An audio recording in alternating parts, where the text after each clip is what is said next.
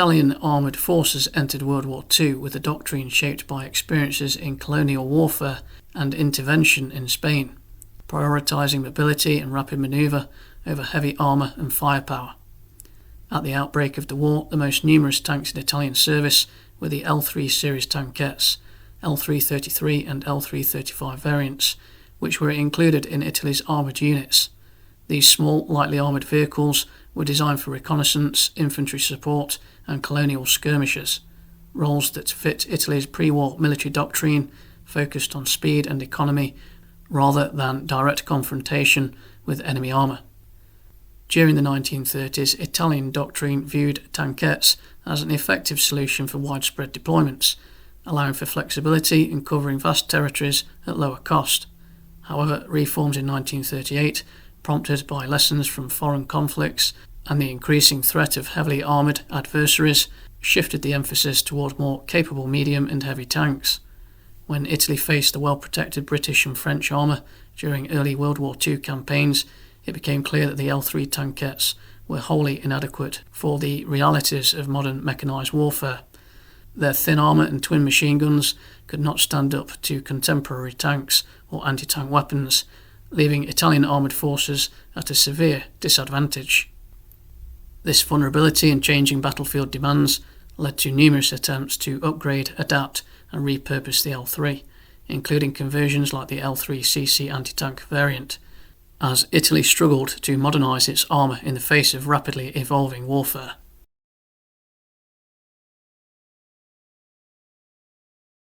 The development of the Italian L333 starts from the licensed Carden-Loyd Mark VI Tankette, a British vehicle imported by Fiat in 1929.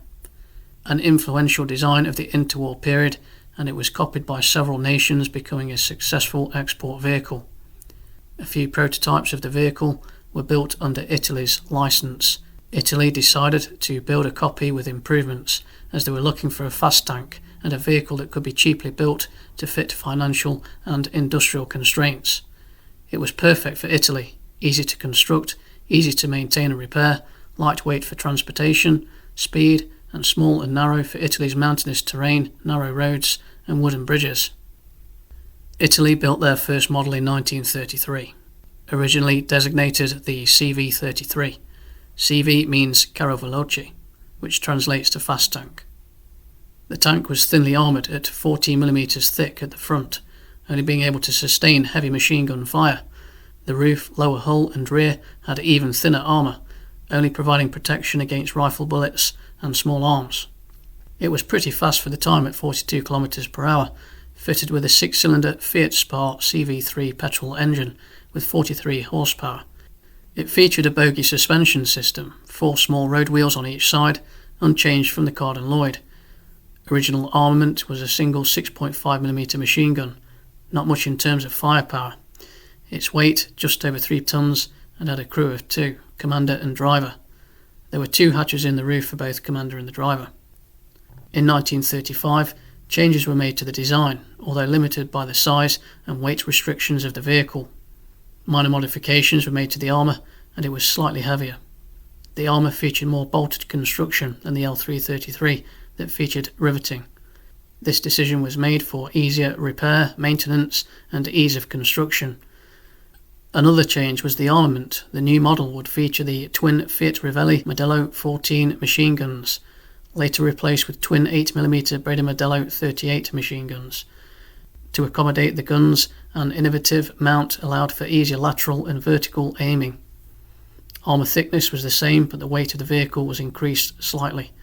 The vehicle featured a more powerful Fiat SV8 petrol engine. The new model would be designated the CV35. In 1938, General Pariani's reforms saw designations change, the CV33 and CV35 becoming the L333 and L335 respectively. Many of the L333s were retrofitted to L335 standards. The L3s had an expansive career, used during several campaigns including Libya, the Spanish Civil War, Ethiopia, France, North Africa, the Balkans, the Eastern Front, Sicily and mainland Italy. They were originally deployed in fast mobile divisions, part of Italy's doctrine of fast manoeuvre warfare and rapid deployments. But while early deployments in Libya was successful, from then on performance was mixed to poor. The Ethiopians used effective techniques where soldiers would swarm the L3s, often overturning them. The L3s were pretty hopeless during the Spanish Civil War, struggling against Soviet tanks and offering no threat to them. On the major fronts during the Second World War, such as North Africa and the Eastern Front, their performance was poor, and they were later relegated to scouting and escorting.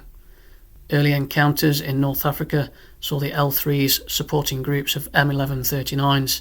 These groups faced British Matilda tanks, and many were lost fighting the British forces in 1940 and 1941. They seriously lacked any anti-tank power, but Italy, as ever, displayed their ingenuity attempting to repurpose a vehicle to counter enemy armour.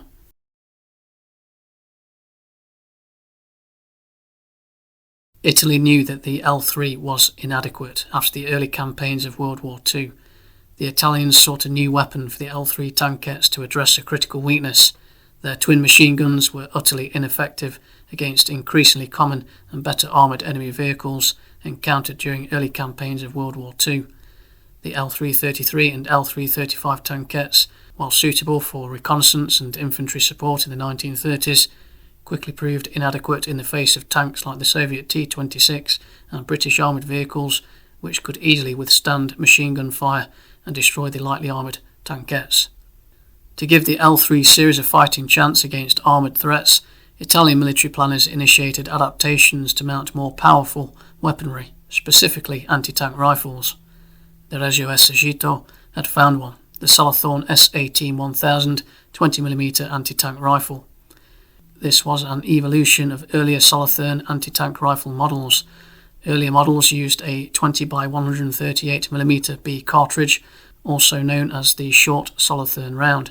This 20mm round was developed in the 1930s and was one of the most powerful 20mm rounds of the time.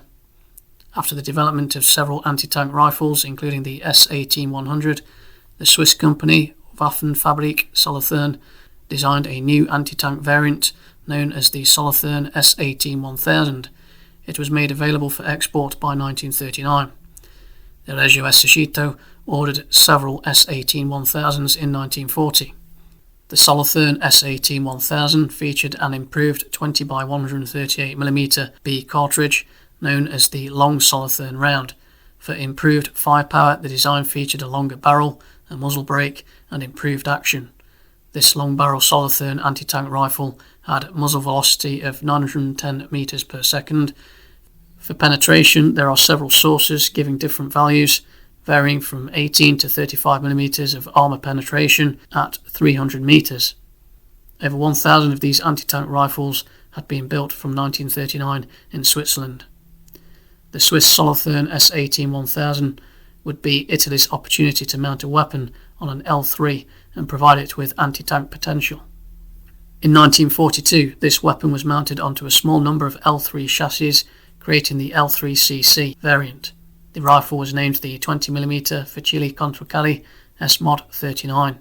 This conversion aimed to transform the L3 from a purely reconnaissance or support vehicle into a small, compact tank destroyer capable of threatening lightly armoured enemy vehicles, especially in resource-constrained theatres such as North Africa. I do not have the specifics of the changes made to the L3 tankettes for the L3CC variant. Most of its armour and construction will be the same, but logical changes will be made to the gun mount, which was altered to securely fit the Solothurn S18-1000. The anti-tank rifle was a much larger and heavier weapon than the twin 8mm machine guns originally installed. This required reinforcing the mount points and modifying the front hull area around the gun to allow for its size and recoil. The anti-tank rifle was typically hull-mounted and aimed through a small gun shield or mantlet adapted to provide limited protection for the crew operating the weapon.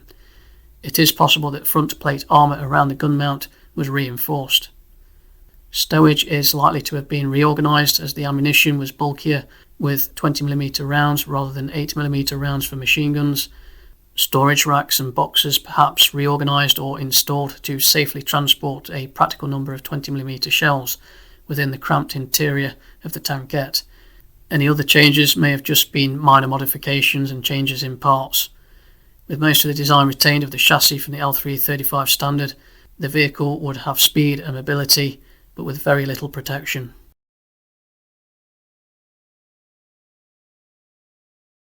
The L3cc was deployed in North Africa in late 1942.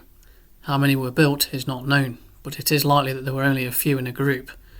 The L3cc did not take part in the Second Battle of El Alamein, but was used to assist the Axis in the retreat following the defeat. These tiny tank destroyers were used mostly in Tunisia.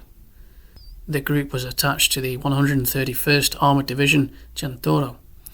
They would be part of the Italian-German fighting retreat in Tunisia, effectively commanded by Generals Messer and Rommel. Combat performance and engagements are not documented. How these vehicles were used and performed is open to debate and interpretation. The penetration of the gun was limited, but it did have good velocity, allowing to fire at range. But with low penetration, the L3cc would only be effective at damaging or destroying light vehicles. Soft vehicles like trucks, transporters, fuel convoys and scout cars would be a target for the L3cc. For true tanks, the L3cc would be ineffective. Thinking about the tanks in Tunisia, perhaps only the Crusader and M3 Stuart could be penetrated, and that would only be at the sides, rear or weak points of the tanks where there was less armour. This makes even facing these lighter tanks a huge challenge for the Italian tankers in the L3cc. Additionally, the L3cc's armour and crew protection remained minimal, making it highly vulnerable in combat despite the upgraded gun. The vehicle did have a few things going for it that fit the tank destroyer doctrine. It was mobile and could relocate and reposition quickly. It also had a low profile and was a small target to hit. It could use the rocky terrain of Tunisia effectively for cover and concealment. But as a true tank destroyer, the Solothurn Anti-Tank Rifle did not give the L3cc enough offensive capability to knock out tanks. In certain situations, such as raiding convoys and intercepting scout vehicles, the L3cc would be effective, but in other situations where heavier armour is around, the best thing the Italian crews could do in these little tanks is to retreat to cover and safer distances. The L3cc took part in the Battle of Kasserine Pass in February 1943. Here the Italians and Germans faced the Americans armed with M3 Lee and M4 Sherman tanks. It was likely that the L3cc's were ineffective and, like previous L3 variants, relegated to reconnaissance and scouting roles. The Italians tried all sorts of modifications for the L3 series, including fixing mortars, high-caliber rifles and guns to the roof, and building a prototype armed with the Cannone to 4732, but the Italians struggled to make great use of the L3 that was just too small, underarmed and lightly armoured for the combat of World War II.